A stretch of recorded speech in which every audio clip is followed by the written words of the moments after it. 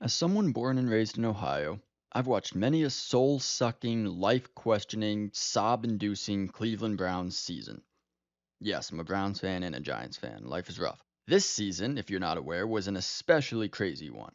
The Browns quarterback carousel was cranked up to max speed. We suffered through the disappointing, absolutely not worth the $230 million he got paid to come to Cleveland play of Deshaun Watson. When he got hurt, we watched the ineffective PJ Walker get carried by Myles Garrett. When he got hurt, we endured rookie Dorian Thompson Robinson unable to crack 170 passing yards. And then, when he got hurt, after all the sludge, after all the forcing ourselves to watch because this is all we know on Sunday afternoons, something amazing happened.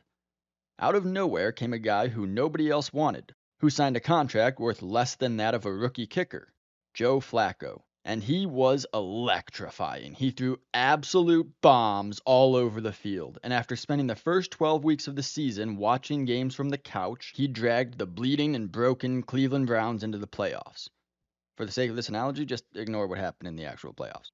Well, in light of that greatness, I am awarding the first and last inaugural Joe Flacco Movie Award to American Fiction. It was a movie nobody asked for. It debuted at the Toronto Film Festival back in September and wasn't brought into theaters in America until Christmas, and even then in limited capacity. I only got to see it recently due to its continued expansion into theaters close to me. It had a small budget of $1.8 million, and just like Joe Flacco did for us Browns fans, American Fiction gives movie fans exactly what they've been aching for. It's well written. Jeffrey Wright gives a performance that showcases his ability to play a diverse range of roles that's absolutely worthy of an Oscar nomination. It's funny, taking aim at groups that Hollywood would never dream of ridiculing, because Hollywood is made up of those people. And it's intelligent. It actually puts forth some intellectually stimulating subject matter and expects the audience to think for themselves, rather than spoon feeding them CGI goo. Now, unlike most movies and shows I cover, American Fiction is excellent. So rather than giving you a complete detailed plot summary, I'll stick with a high level overview and encourage you to find where it's playing near you and go see it this weekend. The film opens with Thelonious Monk Ellison teaching his college class when a blue haired female student declares that she's offended and hurt by the fact that he has written the N word on the whiteboard, as part of a book title. Monk, a black professor, tells her, "I got over it. I'm pretty sure you can too," causing the girl to storm out of the classroom. And we're off to the races. Monk is placed on leave, as this is not the first time he's offended a delicate college ego. His frustration mounts as he sees his books, which have nothing to do with black culture, relegated to the African American Studies section of a local bookstore, and seeing another book titled We's Lives in de Ghetto elevated to end cap status. It's a book that seemingly displays a caricature of black people, showcasing unplanned pregnancies with absent fathers, ridiculously improper English, and is generally what the movie considers to be stereotypically black. Yo, Sharonda, girl, you be pregnant again? If I is, Ray Ray's gonna be a real father this time around. In his bitter resentment of the current state of black literature and the white elitists who publish the books, Monk writes a manuscript that he thinks is the absolute peak of satire. A quote-unquote black story that is so outrageously playing into the stereotypes that what the film calls guilt-ridden white people in the Hamptons love to read about. He asks his agent to send it out just to spit in the faces of these people who prop up the pandering black books at the expense of quality literature from authors who just so happen to be black. The thing is, none of the publishers recognize the mockery. They all think he's written a masterpiece. Monk, in serious need of money to support his mother's medical bills, goes along with the lie, pushing it further and further into the publishers' faces. But the more he stretches it, the more notoriety he gains under his pseudonym.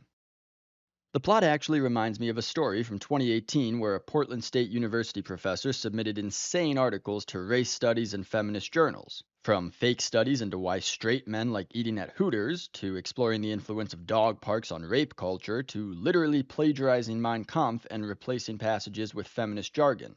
And the articles got published. American Fiction takes "it's funny because it's true" to the next level. The characters are all well crafted. Each is memorable in their own right while remaining someone I could easily picture working in my office. Monk's brother, Cliff, provides both some of the funniest and most emotionally gripping scenes.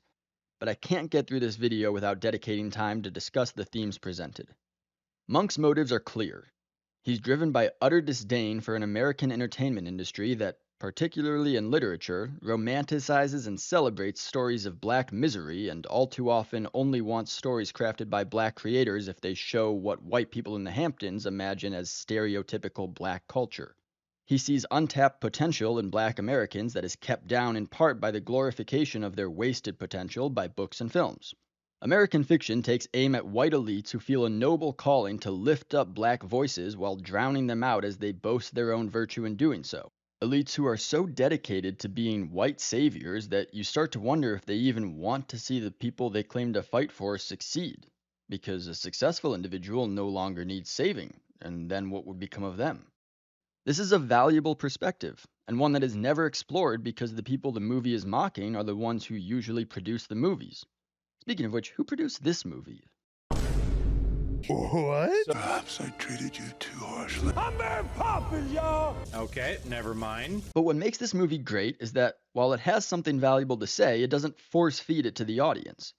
It presents the counter themes. Is it such terrible pandering to give the market what it wants? Is telling those quote unquote stereotypically black stories problematic if they happen to actually be true?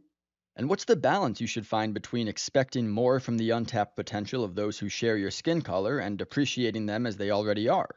I can't give you an answer for these questions. That's the beauty of American fiction. You need to wrestle with these ideas yourself and use them to spark conversation around the dinner table or during halftime of the AFC Championship game while I'm questioning why the NFL hates me so much it's making me cheer for either the Baltimore Ravens or the dude with the obnoxious significant other they won't stop showing. The one next to Taylor Swift. But I will say this before I send you beautiful people on your way with regards to the question of catering to whatever the market is asking for. Henry Ford famously said that if he had asked his customers what they wanted, they would have said a faster horse. I'd love for Hollywood to get to a point where they're giving audiences what we didn't know we wanted with movies like American Fiction. But right now, they're giving us exactly what we explicitly say we don't want. So, baby steps, I guess. Hey, if this is your first time seeing this channel, welcome and congratulations. It has graced your YouTube feed once, and much like the super attractive girl I saw ahead of me in line at Jimmy John's that one time, you may never find it again. So don't blow your chance like I did. Check out some of my other videos and get an idea for what we do here. If you like what you see, subscribe to the channel and join us as we have fun ripping the sludge pumped out by modern Hollywood and exploring alternative projects like American Fiction that most YouTube channels ignore because they're not made by Disney. And if you hated this video, why are you still watching? Leave a mean comment, pretend I'm actually going to read it, and go get a life.